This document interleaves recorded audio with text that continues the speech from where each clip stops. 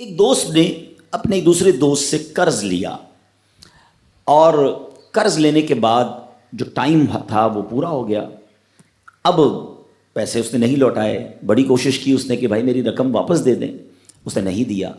اب وہ یہ کیس لے کر عدالت میں چلا گیا اور جج صاحب سے جا کر اس نے کہا کہ اس نے میرے پیسے دینے اور یہ میری رقم نہیں لوٹا رہا. تو جج صاحب نے کہا کہ تمہارے پاس 30 دن ہیں, ودن 30 days تم نے اس کے پیسے واپس لوٹانے ہیں, ورنہ پھر تمہارے خلاف فیصلہ ہو جائے گا. تو وہ شخص گھر گیا. اب اس نے کیا کیا, اس نے صبح سے لے کر شام تک درود پاک پڑھنا شروع کر دیے. 1 دن 2 دن 3 دن 27 دن ہو گئے. وہ درود پڑھتا رہا اور انتظار کرتا رہا. پیسے تو تھے نہیں, 30ویں دن عدالت میں پیش ہونا تھا. 27 دن گزر گئے, 28ویں رات آ گئی. خواب میں اس کو کسی نے آواز دی کہ گھبراؤ نہیں, تمہارا قرض ادا ہو جائے گا. اگلے دن پھر درود پاک پڑھتا رہا. اب نبی پاک کی خواب میں زیارت ہوئی. آقا علیہ الصلوۃ والسلام تشریف لائے, فرمائے گھبراؤ نہیں, تمہارا قرض ادا ہو جائے گا. تم علی بن عیسیٰ وزیر کے پاس جاؤ اور اس سے کہو وہ تمہارا قرض ادا کر دے گا. اب جب صبح اٹھا تو بہت خوش کہ نبی پاک کی زیارت مجھے ہو گئی.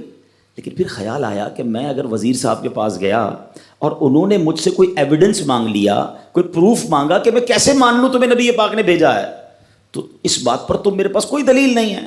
اب 30ویں رات آ گئی, آخری رات ہے, صبح عدالت میں جانا ہے. درود پاک پڑھتے پڑھتے سو گیا. سرور کائنات علیہ الصلوۃ والسلام نے خواب میں پھر کرم فرمایا. فرمایا علی بن عیسیٰ وزیر کے پاس جاؤ, وہ تمہارا قرض ادا کر دے گا. کہ حضور میں چلا تو جاتا, مگر اگر وہ مجھ سے یہ کوئی پروف مانگتا, کوئی ایویڈنس مانگتا, تو میں کیا جواب دیتا. پیارے آقا علیہ الصلوۃ والسلام نے فرمایا کہ ایسا کرو, اسے یہ کہنا کہ آپ کا ایک راز ہے جو آپ جانتے ہیں اور رب جانتا ہے, اور وہ راز یہ ہے کہ آپ روزانہ فجر کے بعد 5000 بار درود پاک پڑھتے ہیں, اور جب تک درود پاک مکمل نہیں ہوتے آپ کسی سے بات نہیں کرتے. اب جب صبح اٹھا تو بہت مطمئن کہ اب تو دلیل بھی آ گئی ہے. پہنچ گیا صبح علی بن عیسیٰ وزیر کے پاس. اس کا دربار لگا ہوا ہے. اس نے پیغام بھجوایا کہ میں علی بن عیسیٰ وزیر صاحب سے اکیلے میں ملنا چاہتا ہوں, پیغام لایا ہوں. درباری نے آ کر پوچھا, وزیر صاحب پوچھ رہے ہیں کس کا پیغام لائے ہو؟ کہا میں نبی پاک علیہ الصلوۃ والسلام کا پیغام لایا ہوں. فوراً وزیر صاحب نے بلا لیا. کہا فرمائیے. کہا مجھے میرے آقا علیہ الصلوۃ والسلام نے کہا ہے کہ آپ میرا قرض ادا کر دیں. میں 3000 دینار کا مقروض ہوں. Today is the last day in the court. آج مجھے کورٹ میں پیش ہونا ہے. اگر آج میں نے اپنا قرض ادا نہ کیا تو مجھے جو ہے وہ سزا ہو سکتی ہے. علی بن عیسیٰ کہتا ہے میں بالکل آپ کا قرض تو ادا کر سکتا ہوں, مگر مجھے کیسے پتہ چلے, کوئی دلیل ہے, کوئی پروف ہے کہ آپ کو نبی پاک علیہ الصلوۃ والسلام نے بھیجا ہے؟ کہتا ہے ہاں, خالی ہاتھ نہیں آیا, آقا نے دلیل بھی عطا فرمائی ہے. اچھا بتائیے کیا دلیل ہے؟ کا دلیل یہ ہے کہ آپ کا ایک راز ہے جو صرف آپ جانتے ہیں اور آپ کا رب جانتا ہے.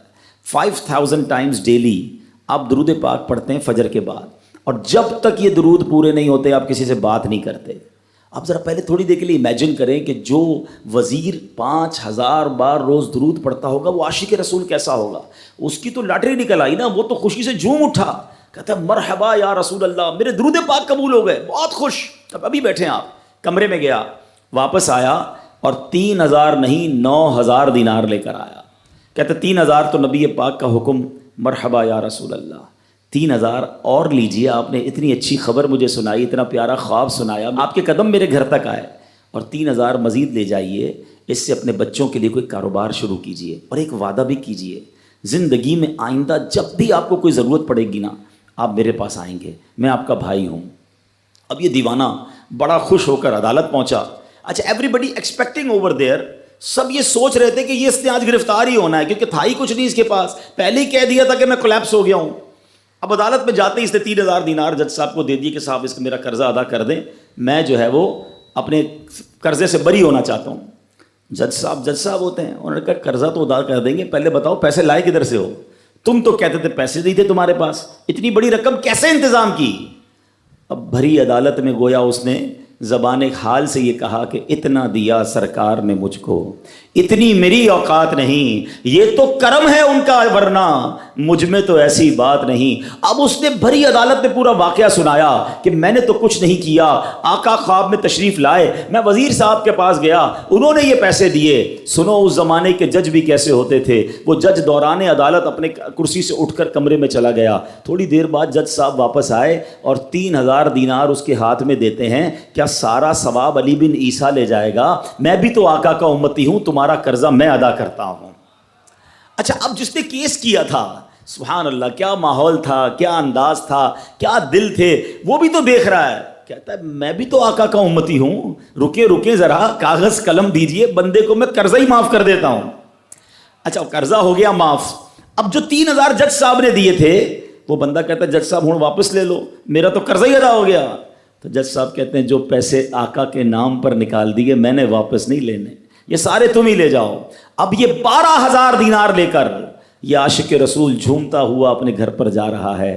اے میرے پیارے اسلامی بھائیوں، ایک رات پہلے ایک سنگل پینی اس کے پاس نہیں ہے، اور اگلے دن 12000 دینار ہیں۔